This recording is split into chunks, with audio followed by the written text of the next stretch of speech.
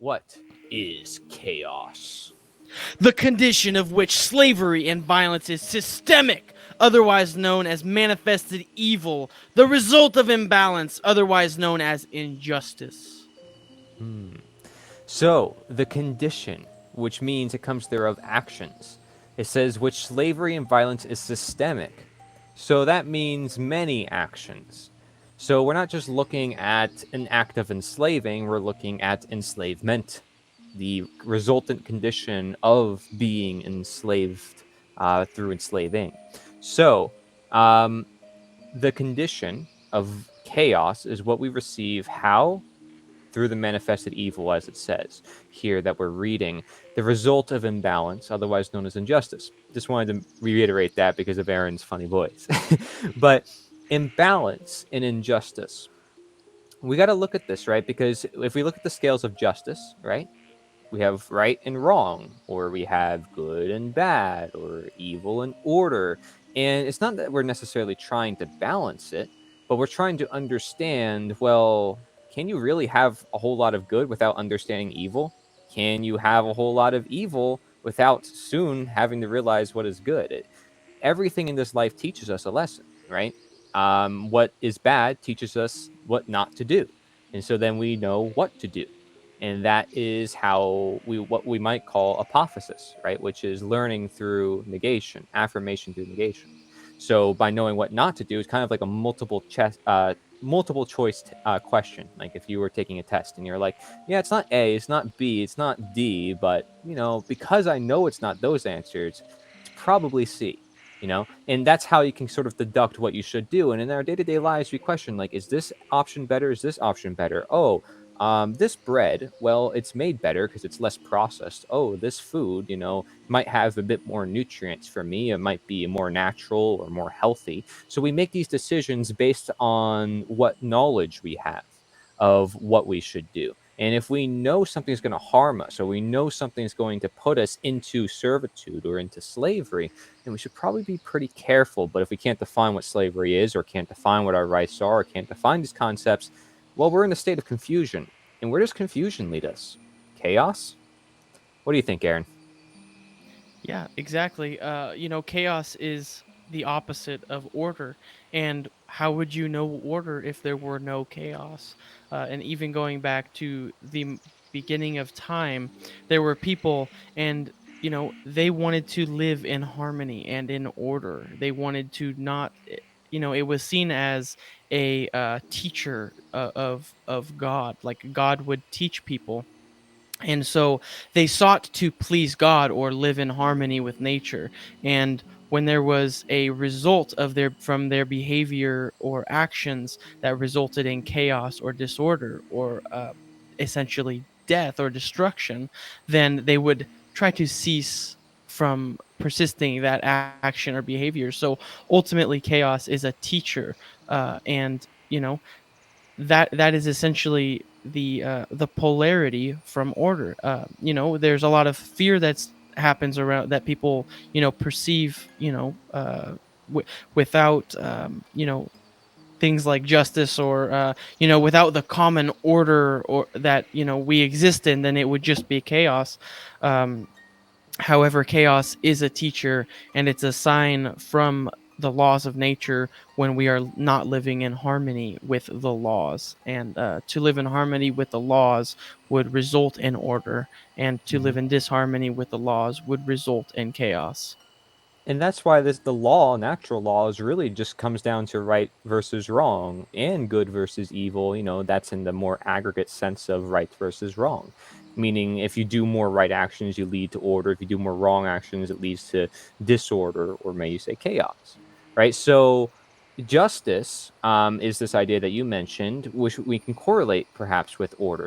We say, well, this was done justice because we feel like it's reciprocal. We feel like it was done, it was due, everything matched up where it should, and there's no problems. That's where we see justice, perhaps. And I like how you say, it is a law of nature because you can't get rid of chaos. It's always going to exist. It's like there's always going to be good, there's always going to be bad, and that's both part of natural law. Natural law is not just a good thing, like, oh, it's natural, it's good. Like, it's good to learn. and this is something I say all the time within my works, is nature is good insofar as it is known, because you have to know what nature is. Otherwise, you don't know what nature is. Of course, it's bad. You have to learn how to live with nature. Nature's all around you. There's a nature within everything. Everything has a nature of its own. So it's a matter of your understanding of that through your knowledge, so that way you can make what actions you choose to make. And do you have knowledge if you're in confusion? Do you have knowledge if you're in ignorance? Do you have knowledge if everybody's going around in chaos and not teaching each other, or not sharing with each other, or not being able to sit down grounded with each other? And so look around the world that you currently live in. Is your world currently one of order, or is it one of chaos? This is the collective reaping as we collectively sow. And that is essentially, the law of freedom, as we might call in natural law, right? Which is this: as aggregate morality increases, aggregate freedom increases. It's essentially the same thing, that we collectively reap what we collectively sow. So that means the more people partaking in right action, the more likely we're going to contribute to order. And we are going to contribute to order objectively, because that is what we're seeking out. We understand our effects to our behavior. We understand what we're putting out there. We understand who we are, what we're doing, and who we're meant to be, essentially. That's what it gets found. People are always curious, like, what are we? What are we doing here? It's like you start to gain a sense of direction once you have any direction. But if you have no direction and you're totally confused, or you're just taking everything for granted and orders are just being given to you, what really life are you living? You're not living life, so how could you understand life? This is why freedom is so powerful, because freedom allows for creativity and everything else, and why the slaves had to sing songs and all this stuff on the plantation as sort of an inspiration for themselves to move on, to get off the plantation, to say, okay, we can emerge, become stronger than this. This is their motivation, their inspiration that kept them going on that plantation, to soon say, we don't need to be here anymore, you know? And once they gather the arms in order to do so, we talked about in our last video, violence and self defense. This is crucial, because in order to create order, you have to take out the chaos. In order to take out the chaos, hence abolitionism, to abolish something, you need to understand what you're integrating with, what you're adding in to crowd out, right? So add in the good, crowd out the bad. You might do this in diet. Instead of just taking out a food that you say, oh, this food is bad, why not add in something good? Maybe the bad will naturally go out, because, well, if something good is there, it's good. It means it's intended for you. It means it's there for you.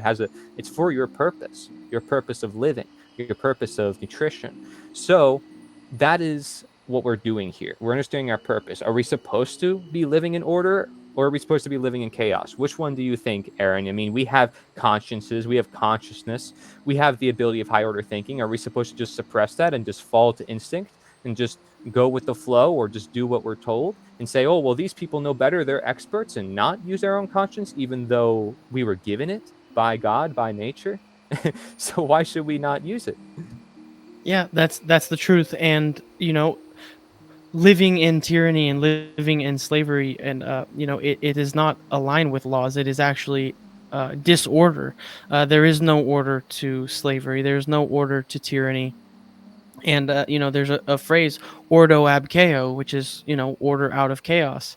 And it means that chaos, it's a force that essentially is innate in the universe. And when aggregate immorality increases, you know the aggregate freedom decreases. So in that sense, you know there's going to be a point where chaos will ensue as a law. Chaos will ensue as the teacher to say that you are not in. There is no order. There is no. There is I guess as aggregate immorality increases, chaos increases. As aggregate morality increases, order increases.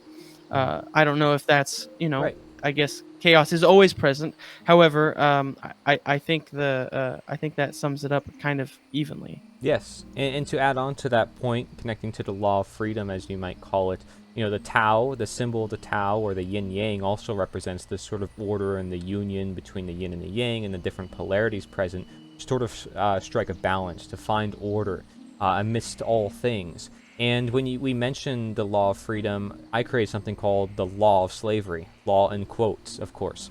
because it's not really a law. But it's the idea that order is proportional to slavery and that chaos is proportional to freedom. That the two can be interlinked and that's how most people view it. They think freedom is chaos and that's why they should fear it. But that means they're never going to be free because they're constantly Yes. fearing their own freedom. And that means that orders correlated to slavery or law, government, or anybody who claims to have ownership over their life or property. And, that doesn't seem legitimate to me. It's not looking at morality. It's not looking at consciousness and our ability to high order thinking. It's not looking at morality at all. It's strictly defined saying, well, because of chaos, we need law. But it doesn't say, well, because of chaos, we need to be responsible. We need to be moral human beings. It doesn't say that. So this is the justification most people make in today's world, where we are permitting political slavery, not realizing that we are, as Lysander Spooner would say. So in our next video, we'll talk about what is not violence. We talked about violence before and talked a bit about self-defense and force in relationship to that, but we want to go a little bit deeper into it so we can get a clearer understanding, again, as to how we can create order and keep away chaos.